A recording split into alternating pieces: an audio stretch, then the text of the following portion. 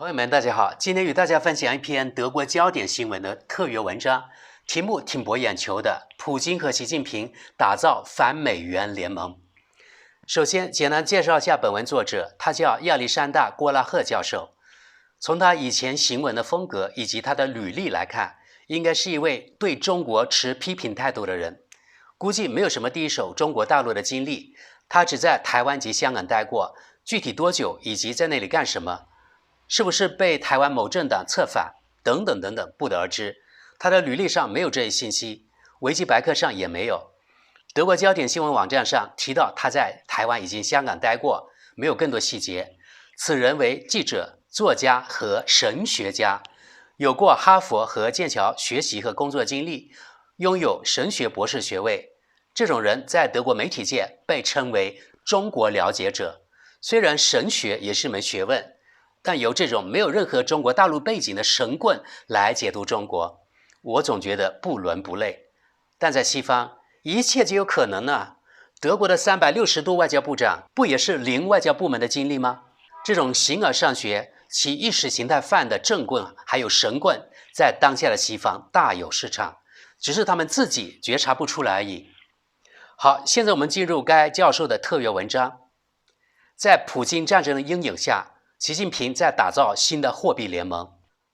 俄罗斯总统普京宣布，今后与中华人民共和国的所有石油和天然气交易都将用人民币结算。一段时间以来，中国一直在努力使其货币成为世界头号储备货币，取代美元的地位。回想起来，特朗普担任总统的4年，让美国失去了1个多世纪以来获得的世界霸主地位。这位纽约企业家在2017年进入白宫后，最先付诸行动的竞选承诺之一是退出跨太平洋伙伴关系协议，简称 TTP 自由贸易协定。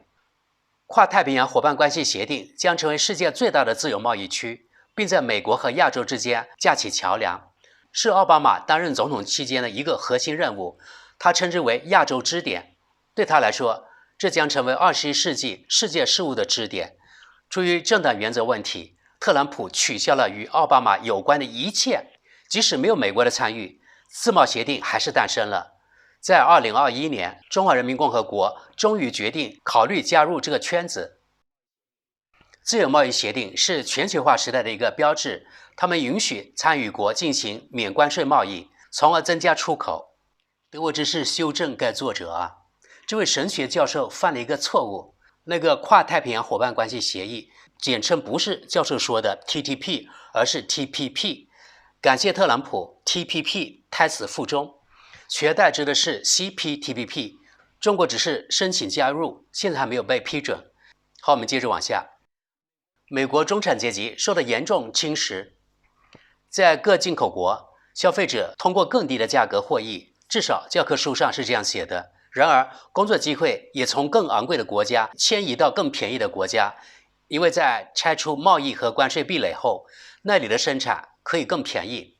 据估计，从2001年到2020年，美国以这种方式流失了约370万个工作岗位给中国。抵御这种工作流失的唯一方法是把钱投入到学校、大学和培训机会中。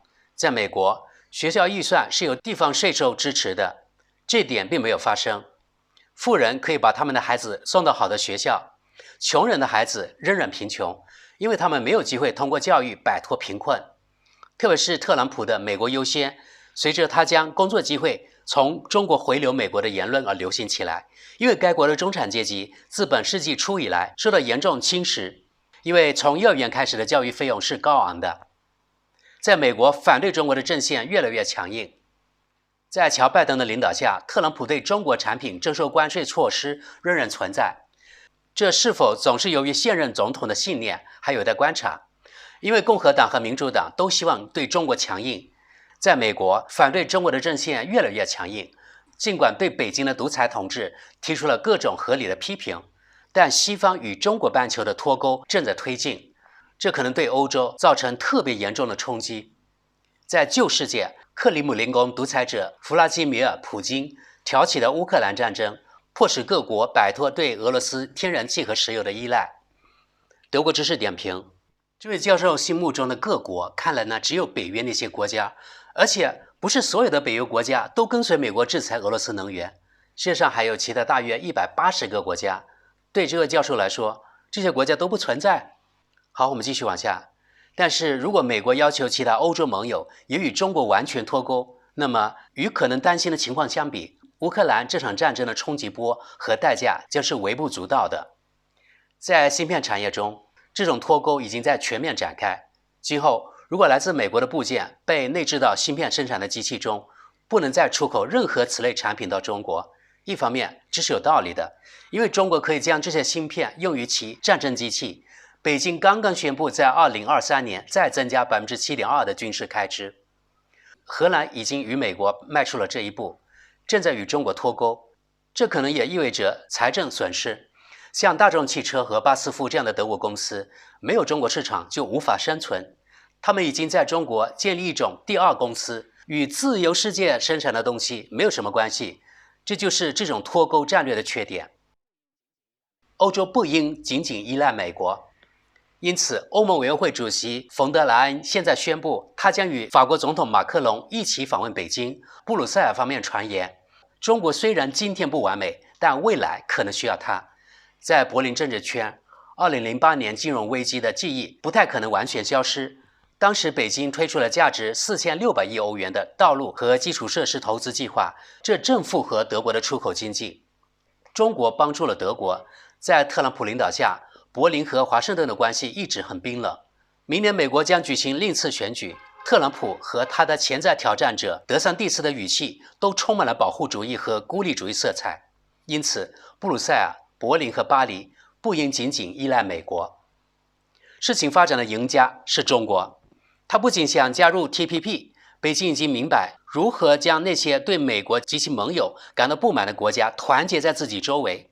除了所有的中亚国家，印度这个名义上世界上最大的民主国家也加入了上海合作组织。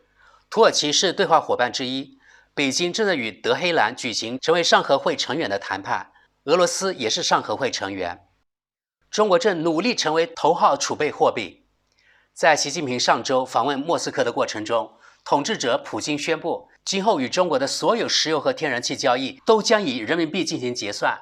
一段时间以来，中国一直努力使其货币成为世界头号储备货币，并取代美元的地位。这将意味着独裁者和战犯不可能再受到美国制裁的打击。诚然，俄罗斯经济正因入侵乌克兰而受到制裁的影响，但如果俄罗斯没有人民币的滴水之恩来苟活，它的情况会更加糟糕。如今，沙特阿拉伯最重要的伙伴已是北京，它的石油贸易也可以通过人民币在中国进行结算。到目前为止，有黑金之称的石油只在美国和英国的交易所进行交易。通过这种方式，利雅得可以进一步与美国保持距离，并可能在发生冲突时对自由世界施加威胁，这最终可能导致德国的价格上涨。随着沙特和伊朗加入金砖国家行列，将代表世界一半的人口。在全球化的世界中，一切都是相互关联的。这意味着要结成具有超越时代意义的联盟。在布鲁塞尔和巴黎，正在出现一种新思维，即无论好坏，都不应该与华盛顿一起与中国脱钩。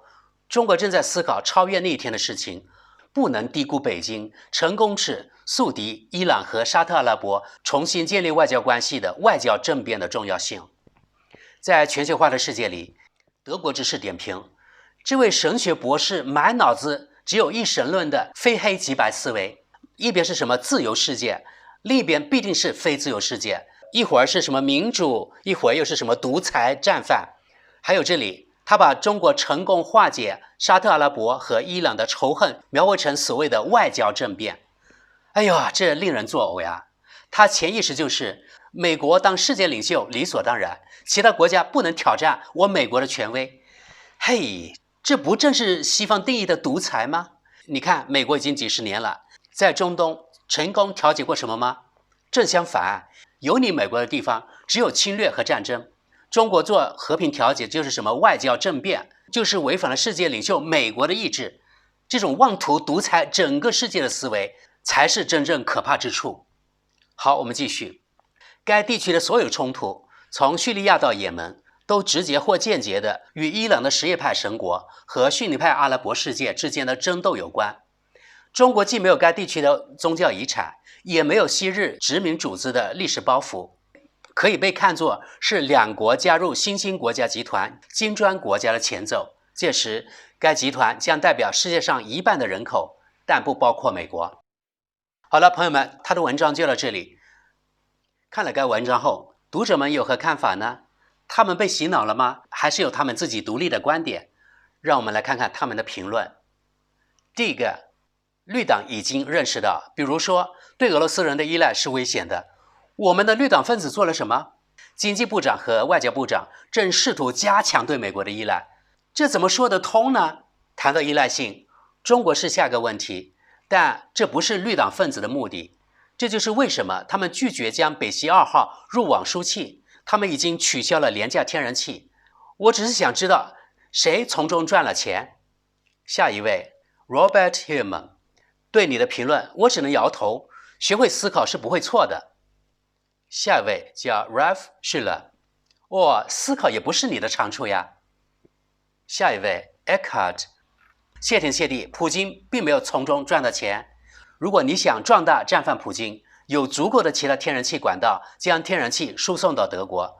如果你注意到欧洲和美国之间的争端，就会用不同的眼光看待许多事情。廉价的天然气很快就会再次出现，但由于转化为氢能源，就不再需要天然气了。下一位 Peter Weber Nico， 氢能源是行不通的，因为它太贵了，因此德国会向化工基地以及汽车的世界冠军说再见。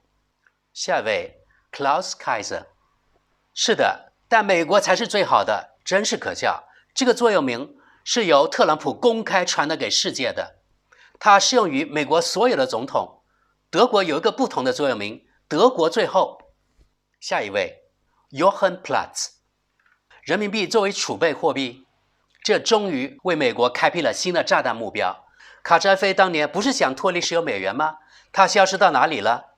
习近平在招惹完全民主并严格遵守国际法的美国之前，应该三思而后行。德国知识点评，这位作者肯定是在讽刺美国。下一位 Karl Frank， 不能把中国与卡扎菲相提并论，特别也由于牵涉到其他大国，美国的制裁已经过头了。下一位，通过支持美国的地缘政治利益，一如既往的不遗余力，欧盟为欧盟国家的繁荣和安全做出了最愚蠢的决定。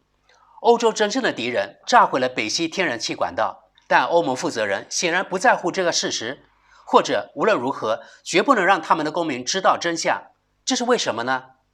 下一位 Sven M， 美元作为地储备货币是美国繁荣的唯一保证，这样他们可以无休止的印钞，同时输出通胀，天大的好事呀！中国也想做那个位置，这点我可以理解，但美国宁愿发动第3次世界大战，也不允许这样的事情发生。下一位 Karl-Heinz Hack， 美国也通过发行政府债券为政府开支提供资金，更高的利率意味着要偿还更高的债务，一旦发生违约，再次上调债务上限，这样能维持多久？对此有不同的看法。下一位，如果非要臣服于一个大国，那我宁愿美国，因为跟随美国有更多的机会可以选择退出，而如果专制者要侵占你，你可能很快就会面临生存问题。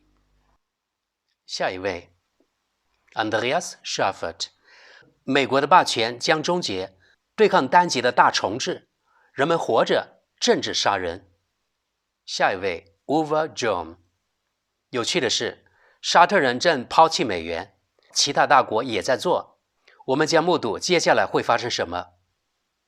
下一位 Horst Schröder， 那么习近平应该慢慢着手印制比100元大的纸币。下一位 Eduardo C， 这位读者对文章中的这句话发表他的看法。一段时间以来，中国一直努力使其货币成为世界头号储备货币，并取代美元。他的观点是这样的：我很难想象中国人如此疯狂地高估自己，他们可能更关心的是为自己的盟友创造一个合理运作的美元替代品，否则中国的每一个忠实伙伴都只能维持到被美国将其排除在支付系统之外那一刻为止。下一位 Andreas Ham， 美国不能将半个世界排除在它的支付系统之外。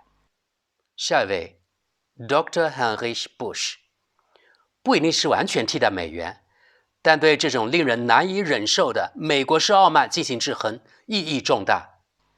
下一位 Carsten Lietz， 世界权力的平衡正在发生变化，如果没有增加债务上限，美国就会破产。